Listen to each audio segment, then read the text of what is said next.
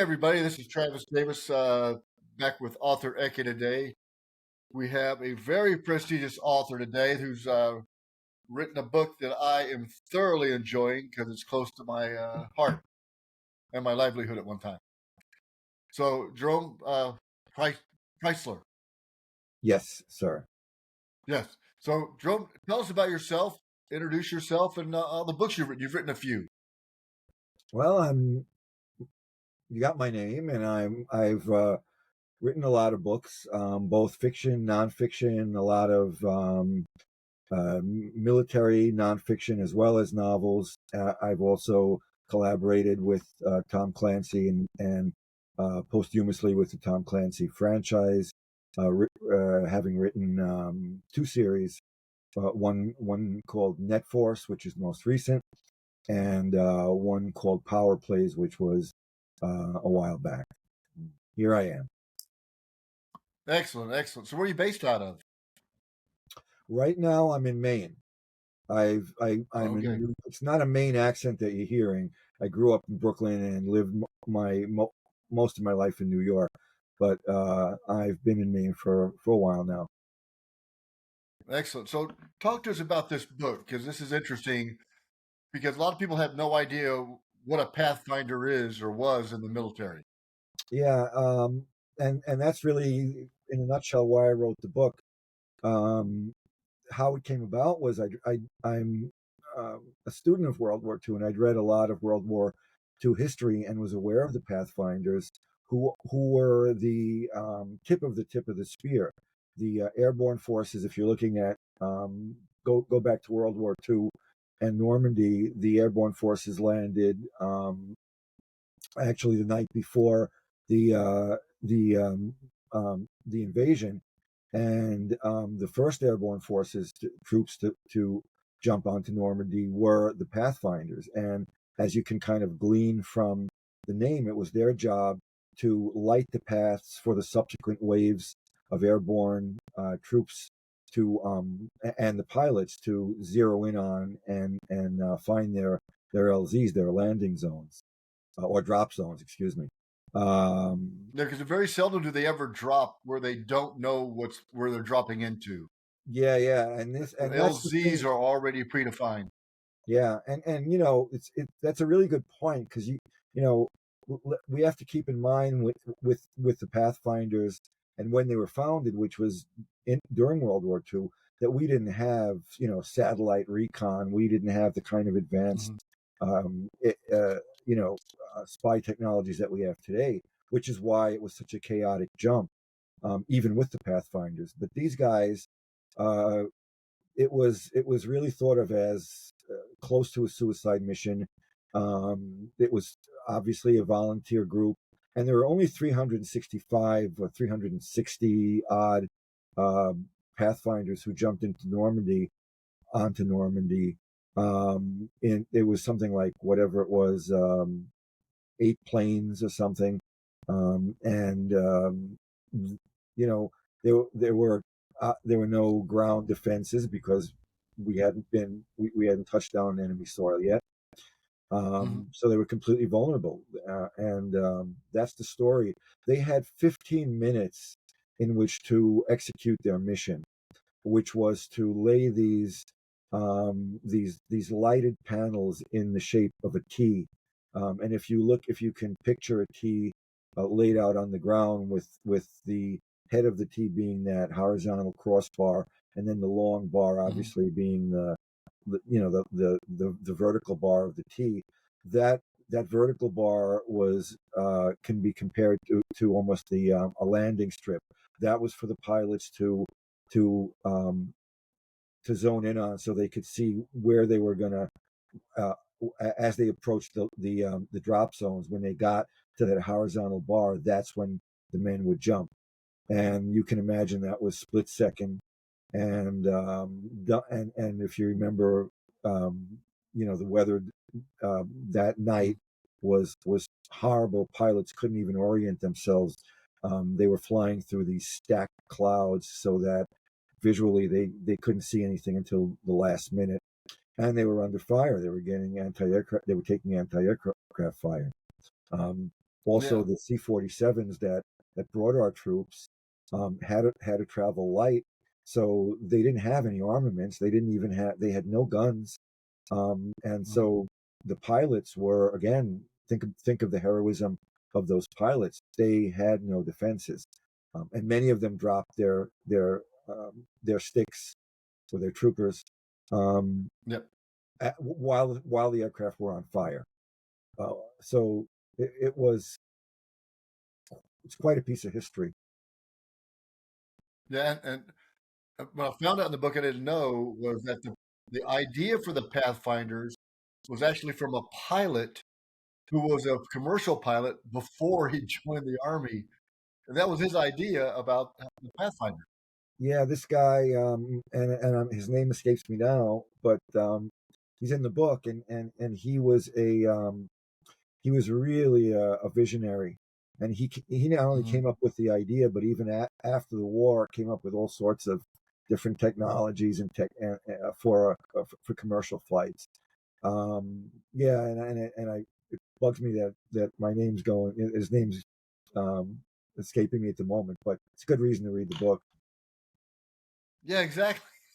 It's a remarkable story of somebody that wouldn't jump out of the airplane, and he also wore jump this with him because he wore it as a pilot. Yeah, yeah. And the story of the pilots is in Mhm. itself a fascinating one because, of course, the Air Force was not really in existence at the start of World War II. It was part of the Army, so we didn't really have this corps of pilots, and they were being quickly pulled from civilian life, almost like the GIs were.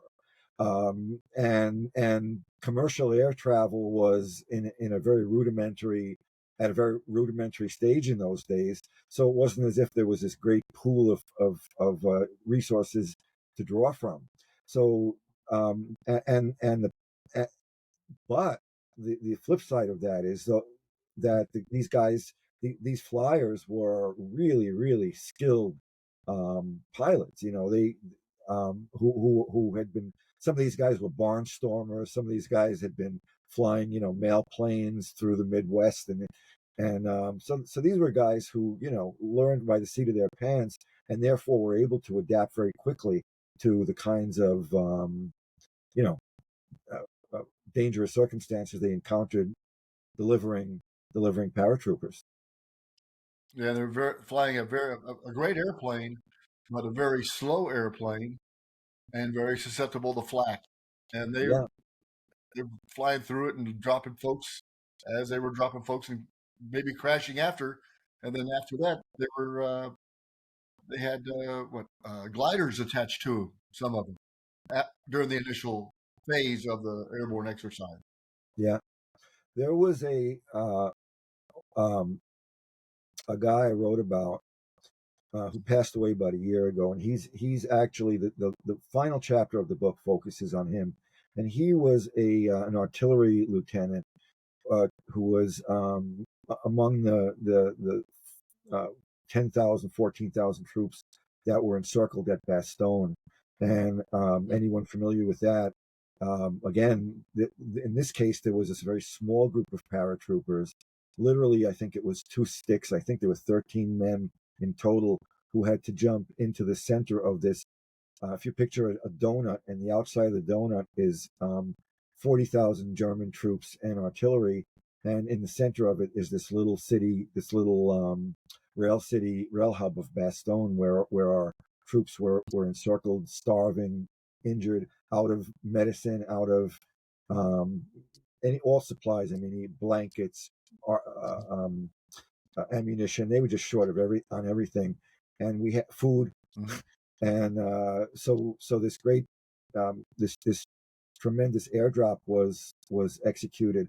But before it could happen, again, they had to these this small group of pathfinders had to jump in, and in their case, they just threw smoke grenades to let the Mhm. pilots know if it was a go or not, because they didn't know how close the German troops were to to the drop zone.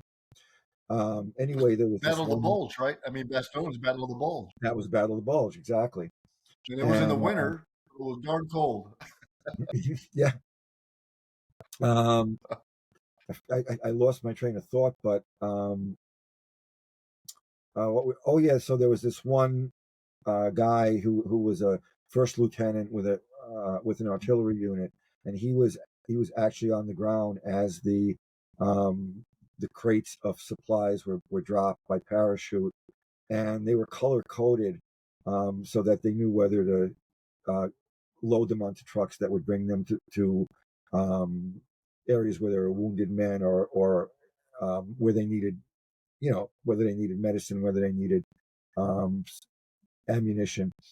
And I, he was 90 years old when I met him, and I was actually doing a talk about the book, and he said to me that the bravest um, men he'd ever seen were the pilot and the co-pilot of one particular C-47 that was on fire, and they were going down. And even as they went down, the co-pilot was tossing crates um, into the air Hmm. to get it to our troops, knowing that they were goners. And he saw that plane go down, Right. and he remembered that above and beyond all else. Um, I, I again, I would love to write a book about just those men, because that's really an overlooked story of the war. Yeah, there's a lot of those that are those hidden gems. You read about Patton and Bradley and Montgomery and all this stuff, but there's these little gems of people that done monumental or unbelievable things Yeah, in adversity. So what other you write other genres too, though. You just don't write historical fiction or historical, but you write the thriller, suspense. What do you like writing the best? it's a tough one. I write in just about every genre. And one of the things that I actually threw up on, well, threw up isn't a good word, that I put up on, on Amazon. Hopefully people don't throw up when they read it. But one of the things I put up on Amazon, as far as my author's bio, was that genre has never been important to me. Even when I was very young, even when I was a kid and I read everything. And what was more important was story and character. And I think that's something that's just stuck with me my entire life. So although there might be different times of my life where I become more interested in reading, I might have read when I was younger, I might have read a lot of fantasy and science fiction. I might have then read a lot of mysteries. It's always really been more about the writer and the way something is written than what it's about. And that's something that has served me well throughout my career, because at different times when I've sort of had to move from one particular genre to another, um, sometimes by necessity, uh, I've been able to be light on my feet and very nimble in terms of changing. And initially, it's funny because you think you might have an opportunity to write in a particular genre that's not one you're crazy about or one that's even familiar to you, but if you've developed certain skills, you can bring them to the project. And ultimately, what I found is that I end up liking whatever it is. I get into whatever it is I'm writing. So I don't really have a favorite. I'm probably best known for writing, um, what they call techno thrillers or military thrillers or action thrillers, and I really enjoy that. But I like writing mysteries as well. So it's really whatever I'm doing at the moment is kind of my favorite thing. What you like? Yeah, I normally I've written thriller, suspense, technos, something like yours, but then I just finished my World War One historical fiction, Yeah, I'd seen that actually. and so I'm pretty psyched about it. It's a great story. I've never seen a story like it. Uh, Not a so we'll see. lot, not a Hopefully, lot's that does been pretty done well. with World War One. No, and this is about a unknown soldier and his diary. Did you find it difficult to research in terms of No, like really because getting the nuts and bolts? Yeah, I mean, I read the first World War One book, a history of it. The history of the First Infantry Division is from 1925. So that and some articles and some other books for uniforms and things, kind of put them all together, and then wrote the diary of the soldier based on some of the events going on in World War One. Mhm. One of the hardest books that for me was I wrote a book called Civil War Commando, and it was Mm-hmm. what I found was having knowledge of the Civil War was one thing, but it was kind of the minutiae. It's like the stuff like you're writing about what they're putting in a cannon when they run out of ammo, and it's like, well, I don't know what it is, so you have to research that, or Yeah. even a simple scene like it actually the main character in the story is a guy named William Cushing, um, Mm-hmm. and who was a ultimately was became a naval officer, and he I'm thinking right now of a scene in which he went from I think Annapolis to New York to meet his brother by rail.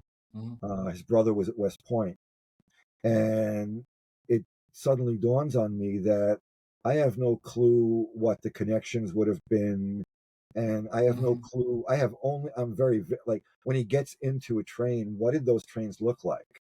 What was Yeah. it if I'm writing a scene with him and he's just sort of sitting back and staring out the window? What was he seeing?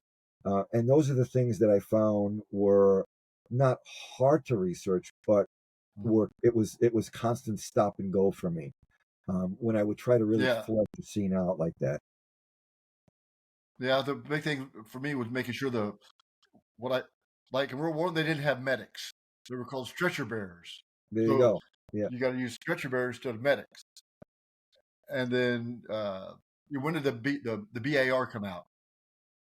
Yeah, when did they use it in World War One?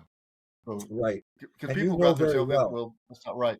you'll get one thing wrong. You'll get like if you Yeah, get and you I don't know how many pages your book is, but let's say it's 400 pages. That it'll be the greatest story. It'll be gripping. And then you'll go on Amazon. You even know I see why you're nodding, so you know where I'm heading. You'll go on yeah, Amazon, and somebody will write, 1 star. Uh, he uh, he got this one term. He got the stretcher bearer thing wrong. Uh, yeah, Otherwise, great book, but have to give it 1 star. you know, yeah. and it I kills you. talked to a guy that does. I know. He writes historical fiction, and he has to make sure he has his rivet numbers in the airplane right because somebody will say that's not the number of rivets in the Oh, airplane. you'll get killed for it all the time, every single time. And there'll always be the person who knows exactly how many rivets were in there. There's always Yeah, somebody out there exactly. who in fact might even be lying. But he wrote a review. Yeah, exactly. Hopefully, my story's so captivating that will take away from any of the idiosyncrasies I put in there. Well, let's It is hope. fiction.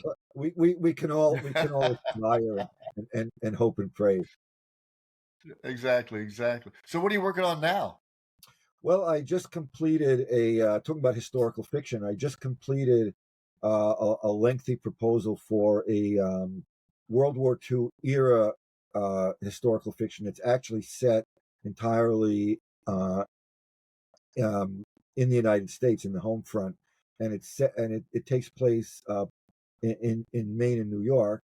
Not coincidentally, my two bases of operations, and it's all based on Right. some very really fascinating information that I picked up over the years um, as to things that occurred in both states and actually throughout New England. So I just completed that, and hopefully we go somewhere with that. And there's a couple of other things that I'm sort of getting started on in the meantime, but Mm-hmm. kind of top secret as of yet. What's interesting about the Uh whole oh. about the home front thing is Hold on. Everybody, don't listen. Don't listen. don't listen, but I'll give away, and it's that um, most people don't know that at one point we had tens of thousands of German prisoners on American soil during World War II. And depending on what state they were in, and they were all throughout, because what had happened was local governments lobbied for them to come to the United States because we had a shortage of manpower on the farms, in the paper mills, in factories. All the boys were off to war. So in order to fill that void, when in Europe, there were all these German prisoners, and nobody knew what to do with them. They didn't want them too close to the front lines. They finally came upon the solution. Well, let's send them to the United States, and they'd have to volunteer because the Geneva Convention prohibits forced labor, obviously. So they would volunteer to go if they wanted, and clearly it was preferable to being stuck in a POW camp in Britain or France. So they came here. They were able to work on farms, and in many areas they were given tremendous freedom. And that varied from state to state and camp to camp. Here in Maine, there were 3 POW camps, all in the northern part of the state, right on the border with Canada, and they worked um, for the paper mills. One thing I learned in doing this story is that the main paper mills were essential to the war effort because the paper that came from the manufacturers here were making punch cards, and punch cards were essential for records keeping throughout all our armed forces in World War II. So if we had a shortage of manpower, that was a problem. They were also picking potatoes, and they were also harvesting ice, and so there was a lot of interesting stuff. Ice harvest was big in Maine up until the 1950s because not everybody had refrigeration. So they chopped these big. And a lot of them could stay here when they were done, right? Yeah, that's. Right. I mean, they could stay. There's a communities built around that. Yeah. That's great that you bring that up. How I found out about that was before I'd moved to Maine. I was coming up here on a visit from New York, and there was some eclipse was happening during that time. So I pulled the car over to a little park area along the shore to catch the eclipse on my way to where I was going. And I start talking to this older man who's a park ranger, and he's got a German accent. And my mother and grandmother were from Austria, so I recognized the accent right away, and we started talking. And he, in fact, starts telling me, yeah, I was a prisoner. I was a POW here in Maine when I was young. This goes back, it's like 25 years ago. And I knew nothing about any of this stuff. So that led to a conversation that ultimately led me to researching the whole thing. So it's but a lot of them who did go back home to Germany came back because they'd met girls over here, and they tied the knot. They fell in love over here. Right. So it's really there was a lot. There's one. I live in north of Dallas, and there's one World War II out close to here, out towards Princeton. Some of them, like here in Aroostook County, is potato country here, really close to Canada. And there's one camp there. I think it was the biggest one, and a lot of it's still has been preserved. And I haven't yet gone up there, but I'm going to go up there now that the weather's getting better, because it's pretty cold in northern Maine during the winter. But that's why they put the Germans there. It was just like Germany. Right. It's like Bavaria. Yeah. Home sweet home. Yeah. My wife's German. Yeah.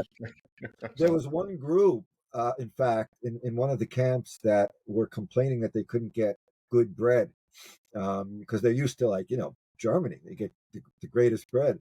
So eventually they were allowed to build their own stone oven on the premises and bake their own bread, which probably was pretty darn good. A lot better than they would have been getting in a POW camp in London, or not London, but in England. Oh yeah, of course. So French folks don't get mad because you said German bread's the best. German bread is very good. It is quite good. Don't get mad at me. French is good. Italian is great, but Yeah, it's awesome. It's all good. German is good too. It's We all love them good. all. So what did you find the most challenging about marketing your books, or does your editor, does your publisher do that more for you than anybody? The most challenging part was having. I don't want to get in trouble, but leaving it to the publishers, which they just can't do it effectively in the market we have nowadays. There's too Hmm. much competition, and their resources are spread too thin. So I found a solution in hiring a publicist. Her name is Liz Malone, and I mention Yes, her because she's utterly fantastic and really. I'm actually Um, going to check her out. As a matter of fact, I want to talk to her. I will. I don't want to like be. I don't want to talk for the next 20 minutes, but what I will say is that since I started working with Liz about a year ago, I really, I immediately came to understand the absolute necessity of having your own publicist, and also um, the what it's done for me is lift this huge weight off my shoulders. I was always stressing over what was not being done, and writing emails to my agent who was writing emails to the publisher, and they do what they can, but again it's they just don't have the the physical resources, the manpower Hmm. to deal with the number of books that are coming out, and trying to sort of place them with different different areas in which they can be promoted. So uh yeah, that's the most difficult, and yet um, I really found a solution. So I don't even think about it anymore. I just bug lists, so she's got to deal with the headaches. She's young. Yeah, right, exactly. A lot younger than I am. Yeah, I've reached out. Matter of fact, I've talked to her regarding the interviews and stuff. So, I'm very. I mean, I'm into this book, uh, folks. If you're interested in World War II, D-Day, Bastogne, Battle of the Bulge, paratrooping, would it be airborne soldier or just tenacity? It's a great book.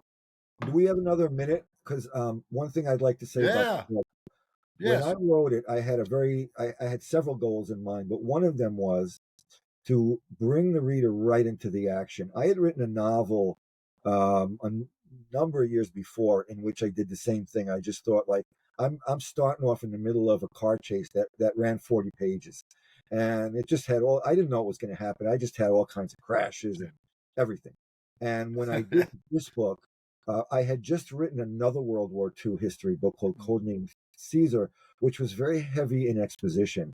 And there's just a lot of data that I had to, kind of dump on the reader. So with this one, I very deliberately said, I want to be boots on the ground from the very beginning and have the reader experience what it's like to be jumping from the plane and landing on the ground and then immediately having to uh, execute the mission.